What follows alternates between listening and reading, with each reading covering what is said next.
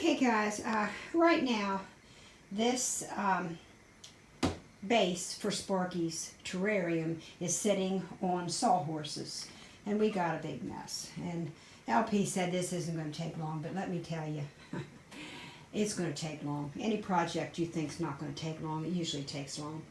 So anyhow, here is the plywood and the 3/8 inch plywood, and I'm very happy with the 2x6 sides. That's so much better than having this 2x4 side. It's just not high enough, guys. So if you're going to build one of these, go with the 2x6. Now this thing's going to be terribly heavy if you have a great big one like Sparky has.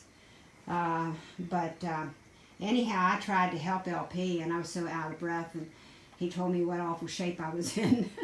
So it was so heavy, I don't know how he made it from across the road, really.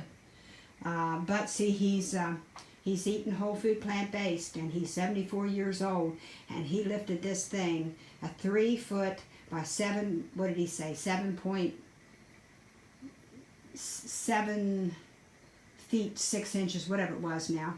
I done forgot. Now he's going to put the pond liner on top of this. Got to have the pond liner. So here you have a better shot of the pond liner. Gosh, I can't say it. The pond liner now. So I'm getting the rocks out of the terrarium, and there's a lot of them I've had in here, and I cannot have as many rocks in the terrarium this time because, man, is this thing heavy. So I've got to lighten the load at least with the rocks, because it is on an old library table that we bought secondhand. And this thing has been amazing. So I just pray it'll hang in there, and we have to check what shape it's in since it's leaked. So we might have to end up leaving sawhorses underneath this terrarium. LP has folded this on the corner, and you got to make sure you get it down good. You don't want to lose any space, in other words. So he's used these, whatever these are called. What are they called? Screws. Okay, screws. That's metal screws that you put metal on there. Yeah, and we've decided to go with some decent new plexiglass, and we just have to be careful not to tear up the plexiglass while it's being cut, because that's what happened the last time. So go ahead, LP. All right then. So hopefully we can keep it from getting a bunch of cuts in it like the other one, and have him nice new plexiglass. This is extremely heavy to try to move with the dirt in it. So what I'm going to do is I'm going to use 5-gallon buckets, and I'm going to take at least 2 buckets of this topsoil out, or this eco earth out, so that I'll be able to lift it, because LP said I'm really, really weak. So I'm going to do that. So I'm just using my head to lighten the load on lifting this up, because when we lift this up and move it out, then we're going to put his new terrarium in its place. So what I've done is I've moved all of his spider plants out, and I've got to spruce them up. You know, they have places there, you know, this dried and stuff, and then they get runners, and I don't see a runner right here at this moment, but they will get runners like that. I'm going to cut them off because he's got enough cover, and what happens is then these runners goes all over the place. They go all over the place, and it just gets too impacted with a lot of these runners, and then it just gets like a jungle. So I'm going to try to keep it under control a little bit better, because, like, for instance, now here is a spider plant that was originally in Sparky's pen, and over here by the window, there's 2 over there, and got things so tore up right now. And I have another one. I have 4 big, good-sized spider plants that originated from Sparky's pen. And actually, they really originated from this lady that gave me let me have 3 about that size, guys. And from there, it has just it's just been unbelievable how many spider plants that I have gotten and filled in Sparky's pen. So I've been taking out some substrate and putting in Sparky's pen, so he doesn't know what's up. But I did it because I didn't want to waste any, and some of it had some gravel, some pea gravel in it, and I wanted all the gravel out because I got the bright idea to put some gravel underneath Sparky's water dish to level it, and that was a stupid idea, and I'm not going to do again. So then, this has been years that I have turned it and used it and added to it and all that. So you can probably still see a little bit of sand.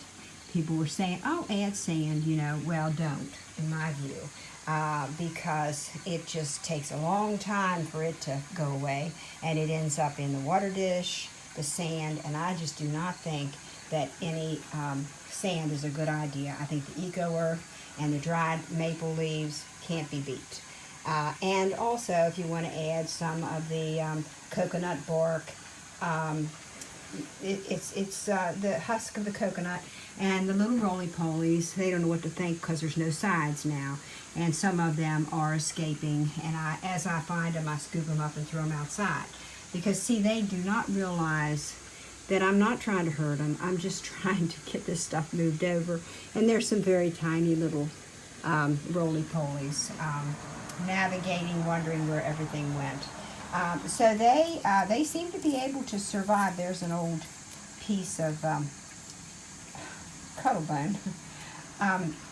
But they seem to survive in here just fine. They take and eat some of Sparky's food, and they are a cleanup crew, and they'll apparently eat the leaves because the leaves disappear. I have to keep adding more leaves. That's why we get a great big container of it. So LP has been so good about this, and making him a new one, and he's going to get the new plexiglass, and I'm just really excited. I can hardly wait for Sparky to see his new pen. Thank goodness he's outside right now, but I think he realizes something's up by me bringing some of the substrate from his terrarium. So I'm trying to line up things the way they were, his 2 habitats, and then when I have this over there, then I can add the fresh Eco Earth to all this side here, and you know, this side where he hangs out the most.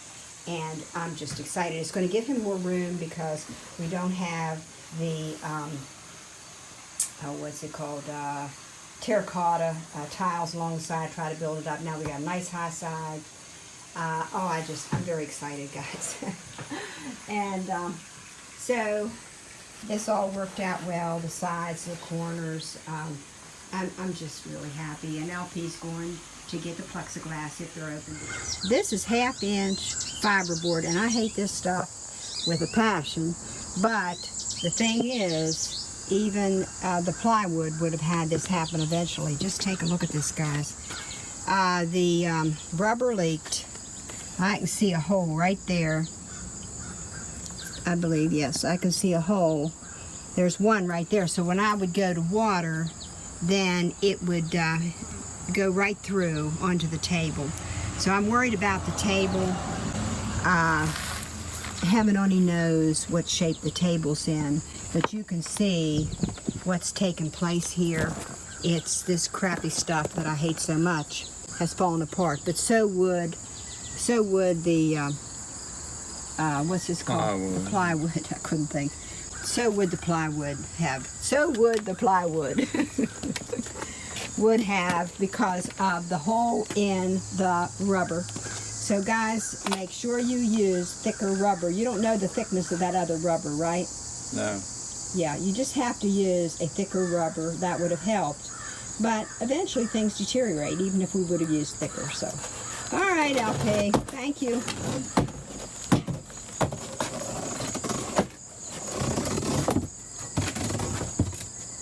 I know you don't want help, right?